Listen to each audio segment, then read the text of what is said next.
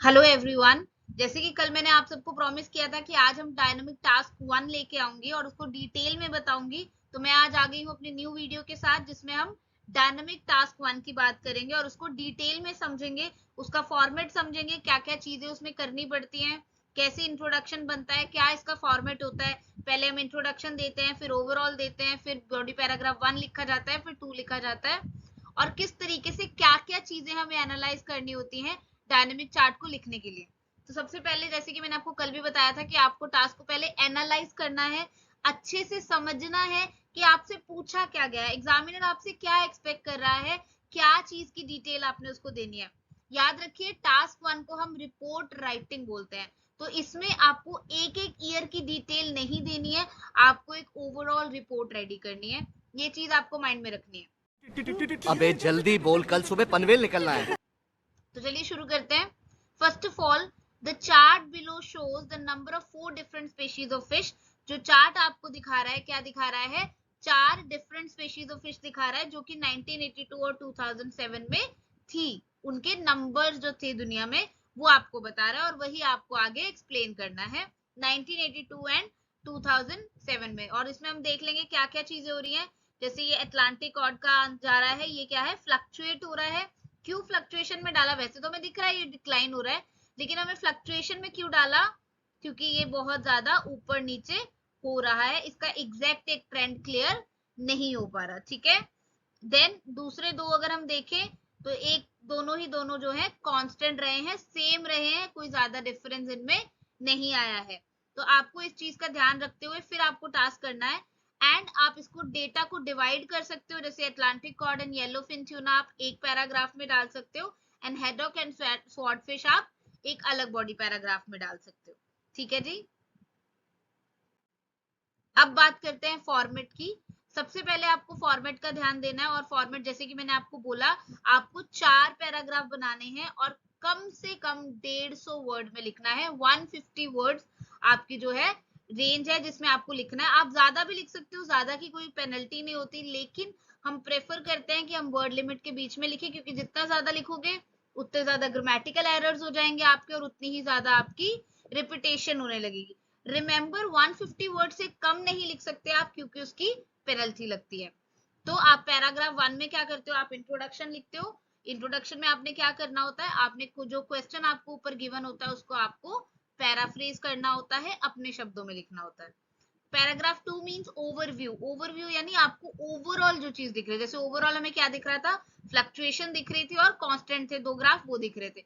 हमने बिना कोई डेटा दिए, ना कोई ईयर देना है हमने ओवरव्यू में, ना ही कोई नंबर देना है। रिमेंबर, ये चीज याद रखने वाली है, आपको ओवरऑल में कोई नंबर कोई डेटा नहीं देना, ना कोई ईयर दे सकते हो, ना कोई नंबर दे सकते हो, सिर्फ और सिर्फ ट्रेंड बता सकते हो। पैराग्राफ 3 एंड 4 में हम डिटेल में बताएंगे। डिटेल का मतलब ये बिल्कुल नहीं है कि आप हर चीज या हर ईयर के बारे में बताओ, हर ईयर का अमाउंट बताओ। रिमेंबर, डिटेल मींस आप उसकी रिपोर्ट रेडी कर रहे हो विद अमाउंट। अच्छा, ठीक है ठीक है ठीक है, समझ गया समझ गया। जैसे कि मैंने बोला, इंट्रोडक्शन से स्टार्ट करते हैं। इंट्रोडक्शन कैसे शुरू होगा? कि ग्राफ, बार, टेबल या जिस भी चीज का इंट्रोडक्शन है वो दिखा क्या रहा है। तो आपको क्या करना है? इंट्रोडक्शन में एक या दो लाइन ही लिखनी है, जो जिसके बारे में आपका आइल्स राइटिंग टास्क 1 है। और वो आप कैसे कर सकते हो? आप पैराफ्रेज करोगे जो टाइटल गिवन होगा, और रिमेंबर, अगर वहां पे टाइम फ्रेम गिवन है तो आपको भी टाइम फ्रेम यूज करना ही करना है इंट्रोडक्शन में, क्योंकि इंट्रोडक्शन देखो नाम से ही पता लग रहा है, you are introducing your task. आप इंट्रोड्यूस कर रहे हो कि आप टास्क में क्या बताने वाले हो। अब उसके लिए आपको कुछ कॉमन वोकेबलरी की जरूरत पड़ेगी। जैसे अगर मैं बोलूं, आपके क्वेश्चन में मान लो लिखा हुआ है द बार चार्ट शोज, तो आप शोज की जगह क्या क्या लगा सकते हो? आपको पता होना चाहिए। आप गिव्स इंफॉर्मेशन लगा सकते हो, आप प्रोवाइड्स इंफॉर्मेशन लगा सकते हो, आप इलस्ट्रेट्स यूज कर सकते हो, आप रिप्रेजेंट्स यूज कर सकते हो, आप डिपिक्ट्स यूज कर सकते हो, आप कंपेयर्स यूज कर सकते हो। अगर अलग अलग आइटम्स आपको गिवन है या कंपेयर की गई हैं, तो आप ये वाली वोकेबलरी यूज कर सकते हो पैराफ्रेजिंग के लिए, क्योंकि बहुत सारे स्टूडेंट ऐसे होते हैं जिनको पैराफ्रेजिंग के लिए इनफ वर्ड्स नहीं होते। तो ये बेसिकली आपको उन चीजों में हेल्प करेगा। देन अगेन और भी चीजें पैराफ्रेज करने वाली होती है, सिर्फ शोज को पैराफ्रेज करके तो हमारा काम नहीं चलेगा। तो हम इसको एक तो सेंटेंस को पूरा चेंज कर सकते हैं, जैसे लिखा हुआ है, अगर मान लो क्वेश्चन में गिवन है shows the number of people, for example shows the number of people consume food, तो आप लिख सकते हो shows how many people consume food या ate food. देन अगर लिखा है depicts changes in spending, तो आप लिख सकते हो depicts how much change spending, मतलब जो स्पेंडिंग है कितनी चेंज हुई है. उस तरीके से आपने उस सेंटेंस को थोड़ा सा चेंज कर दिया. या फिर आप सिनोनिम्स यूज कर सकते हो, नंबर ऑफ की जगह आप क्वांटिटी ऑफ यूज कर सकते हो. रिमेंबर, नंबर अमाउंट से इंटरचेंज नहीं हो सकता, याद रखो amount is for different thing. Then spending की जगह आप एक्सपेंडिचर यूज कर सकते हो, रेट की जगह आप परसेंटेज यूज कर सकते हो, रेशियो की जगह आप प्रोपोर्शन यूज कर सकते हो, इंफॉर्मेशन के लिए आप डेटा यूज कर सकते हो, चेंज के लिए आप वेरिएशन यूज कर सकते हो, शेयर के लिए पोर्शन, प्लेस अगर गिवन है, मान लो मैप वाला टास्क आ गया तो आप साइट यूज कर सकते हो, डिफरेंट अगर आपके क्वेश्चन में गिवन है तो आप वेरियस यूज कर सकते हो. चलिए इसका एक एग्जांपल देख लेते हैं. जो आपका क्वेश्चन था ऊपर, the chart below shows the number of 4 different species of fish between 1982 and 2007. तो हमने इसको कैसे कन्वर्ट कर दिया, the charts compare various kinds of fish. हमने different ना यूज करके, number of ना यूज करके various kinds of fish use कर दिया, और वहां पे हमारा गिवन था between and, हमने यहाँ पे उसको कन्वर्ट करके from and to कर दिया. रिमेंबर, अगर आप ईयर के पहले बिटवीन लिख रहे हो तो ईयर के बाद में एंड आता है, और अगर आप ईयर के पहले फ्रॉम लिख रहे हो तो ईयर के बाद में टू आएगा. ये याद रखना है आपने. पता लगा लिया, सब कुछ पता लगा लिया मैंने, अपने दिमाग का इस्तेमाल करके सब कुछ पता लगा लिया. अब बात करते हैं ओवरऑल की. जब भी आप डायनामिक ग्राफ देख रहे हैं तो आपको क्या चीजें देखनी है कि डेटा जो है शुरू से एंड तक क्या कर रहा है, मतलब वो जनरली इंक्रीज हो रहा है या फ्लक्स. ओवरऑल देखना है, एग्जैक्ट नहीं देखना कि पहले हल्का सा बड़ा था फिर हल्का सा कम, नहीं, आपने ओवरऑल देखना है. रिमेंबर, आप इसमें मोस्ट और लीस्ट तब यूज कर सकते हो जब वो ओवरऑल लाइक फर्स्ट से लेके लास्ट तक ऊपर ही रहा हो या फर्स्ट से लेके लास्ट तक नीचे ही रहा हो. अगर वो पहले ऊपर था और फिर नीचे आ गया तो आप हाईएस्ट लोएस्ट यूज नहीं कर सकते, आपको सिर्फ और सिर्फ ट्रेंड बताने पड़ेंगे. हाँ जी, तो ओवरऑल का एक एग्जांपल ले लेते हैं हम. Overall it can be noticed, या आप एज इट इज यूज कर सकते हो, that the number of haddock and swordfish remain constant throughout the period. Throughout the period यानी 1982 से लेके 2007 तक. जैसे कि मैंने बोला, आप इसमें कोई ईयर नहीं दोगे तो what you can write is through out the period. क्या चीज कह रहे हैं हम, इसमें नोटिस किया जा सकता है जो हैडॉक और स्वॉर्डफिश है वो through out the period constant रहा, उनका नंबर कांस्टेंट रहा. रिमेंबर, वो कांस्टेंट नहीं रह सकती, उनका नंबर या उनकी क्वांटिटी कांस्टेंट रह सकती है. अगर आप डायरेक्ट लिख देते हो it can be notice that haddock and swordfish remain constant, तो वो आपका गलत हो जाएगा. इन चीजों का, छोटी छोटी चीजों का बहुत ध्यान रखना पड़ेगा अगर आप राइटिंग में 7 बैंड से ज्यादा स्कोर करना चाहते हो तो. उसके बाद हम यूज करेंगे इसको कनेक्ट करने के लिए वेरएज. रिमेंबर, वेरएज या वाइल के हमेशा पहले कॉमा लगता है, बाद में नहीं लगता. तो हम वेरएज के लिए कॉमा यूज करेंगे वहां पे, वेरएज लिखेंगे. देन हम Atlantic cod and yellowfin tuna का ग्राफ दिखाएंगे जिसने की फ्लक्चुएशन दिखाई है ड्यूरिंग द सेम टाइम, यानी थ्रू आउट द पीरियड. क्या चीज हमने करी है, हैडॉक और स्वॉर्डफिश कांस्टेंट रही पूरे टाइम के दौरान, और जो ग्राफ है Atlantic cod and yellowfin tuna का, उसने हमें पूरे वक्त के दौरान फ्लक्चुएशन शो किए. That's it. इसमें हमने कोई और डिटेल नहीं देनी. ओवरऑल मींस जो आपको मेन चीजें दिख रही हैं, जो ट्रेंड दिख रहा है वो आपने मेंशन कर देना है. उसके बाद हम बॉडी पैराग्राफ स्टार्ट करने के लिए हमारे पास कनेक्टर्स होने चाहिए. तो आप क्या क्या यूज कर सकते हो, आप इन the beginning of the period use कर सकते हो. ये वर्ड लिमिट बढ़ाने के लिए हमारे लिए बहुत अच्छे तरीके से काम कर सकता है. आप डायरेक्ट इन ईयर लगा के भी यूज कर सकते हो, लाइक फॉर एग्जांपल इन 1982, वहां से भी शुरू कर सकते हो. लेकिन अगर आप इन the beginning of the period लगाते हो तो आपकी वर्ड लिमिट बढ़ जाती है. टू बिगिन विद भी यूज कर सकते हो, इन टर्म्स ऑफ भी यूज कर सकते हो, लेकिन इन टर्म्स ऑफ के साथ आप किसके बारे में वो पैराग्राफ बनाने वाले हो वो आपको लिखना पड़ेगा. इन कंट्री नेम या इन ईयर, जैसे कि मैंने बोला, डायरेक्ट लिख सकते हो. It is clear that, regarding, again regarding के साथ भी आपको मेंशन करना पड़ेगा किसके बारे में.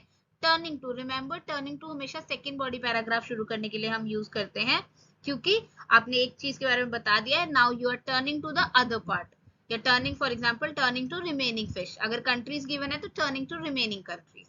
इस तरीके से आप मेंशन करते हो. अब बॉडी पैराग्राफ लिखना है तो ऑब्वियस सी बात है आपको इसके एडवर्ब्स पता होने चाहिए, क्या क्या वर्ब आप यूज कर सकते हो पता होना चाहिए. जैसे राइज है, इंक्रीज है, तो उसको हम क्या क्या बोल सकते हैं.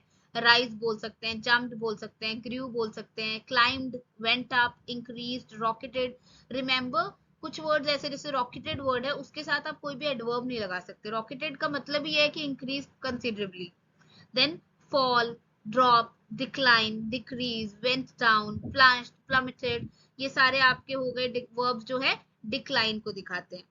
उसके बाद ऑब्वियस सी बात है कि सिर्फ इंक्रीज डिक्रीज तो नहीं हो रहा, वो किस तरीके से इंक्रीज डिक्रीज हो रहा है वो चीजें भी हैं।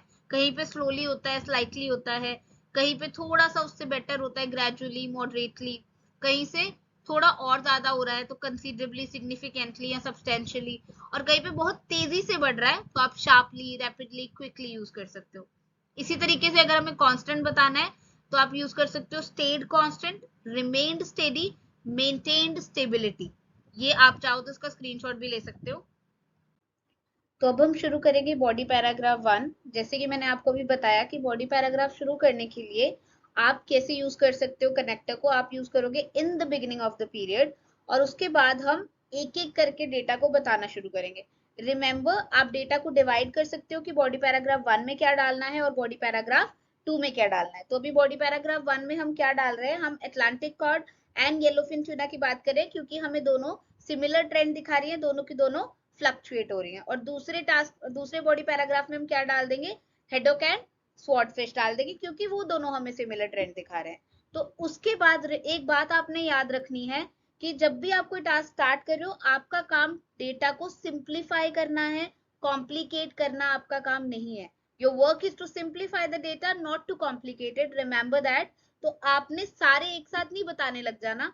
आपने अगर अटलांटिक कॉर्ड शुरू किया है तो उसी को पहले फिनिश करोगे, प्रॉपर एक्सप्लेन करोगे, क्या चीजें कंपेयर हो रही हैं वो एक्सप्लेन करोगे, उसके बाद आप दूसरे पे जाओगे, उसके बाद आप थर्ड पे जाओगे, उसके बाद आप फोर्थ पे जाओगे। Remember not to complicate it, आपको इसको सिंप्लीफाई करके प्रेजेंट करना है। मैं नहीं मानता। तभी हम शुरू कर रहे हैं। In the beginning of the period Atlantic cod was on the top with above 2 lakh fish around the world. क्या कह रहे हैं हम, अटलांटिक कॉर्ड जो है वो टॉप पे है 2 लाख फिश के साथ। अब हमने यहाँ पे कोई ईयर मेंशन नहीं किया, क्यों, क्योंकि हमने स्टार्टिंग में ही बोल दिया था इन the beginning of the period which itself means 1982। फिर हम बता रहे हैं हाउ एवर इट डिक्रीज, मगर ये डिक्रीज हो गया और ये 1,50,000 पे पहुंच गया 2007 में। जैसे कि मैंने बोला कि आप इसमें अलग से मेंशन नहीं करोगे, आप इसमें डायरेक्ट फर्स्ट ईयर और लास्ट ईयर मेंशन कर दोगे। अब आपको ये देखना है कि इसमें क्या ये सिर्फ डिक्लाइन हुआ है या क्या ये सिर्फ इसी तरीके से गया है, कुछ तो अलग चीज हुई है। तो अलग इसमें क्या हुआ है कि ये ओवरऑल तो डिक्लाइन हुआ है लेकिन फिर भी ये लास्ट में भी फर्स्ट पोजीशन पे ही है, टॉप पे ही है, तो वो चीज हम मेंशन कर देंगे। Despite continued decline over the period, despite means बावजूद, बावजूद इसके कि इसने कंटिन्यूड डिक्लाइन दिखाया पूरे पीरियड के दौरान, it maintained it's first position in the end of the period. अपने एंड ऑफ द पीरियड में इसने अपनी फर्स्ट पोजीशन बना के रखी बावजूद इसके कि इसने डिक्लाइन ओवरऑल हमें दिखाया है। उसके बाद हम यहाँ पे कनेक्टर यूज करें similarly. Why we are using similarly, क्योंकि दूसरे वाले ने भी हमें ऑलमोस्ट सेम ट्रेंड दिखाया है। अगर ये ऑपोजिट होता तो हम यहाँ पे इन कंपैरिजन या फिर इन कंट्रास्ट लगाते, लेकिन ये सिमिलर ट्रेंड दिखा रहा है, दैट्स व्हाई हम यहाँ पे सिमिलरली लिख रहे हैं। Similarly, quantity of yellowfin tuna, which was on second number in 1982, reduced to 1 lakh in 2007. Similarly, हम क्या कह रहे हैं, yellowfin tuna की जो क्वांटिटी है जो कि सेकंड नंबर पे था 1982 में, वो रिड्यूस होके 2007 में 1 लाख तक पहुंच गया। अब इसमें ऑब्वियस सी बात है, यहाँ पे 1992 में ये इंक्रीज दिखा रहा है तो वो मेंशन करना भी हमारे लिए जरूरी है।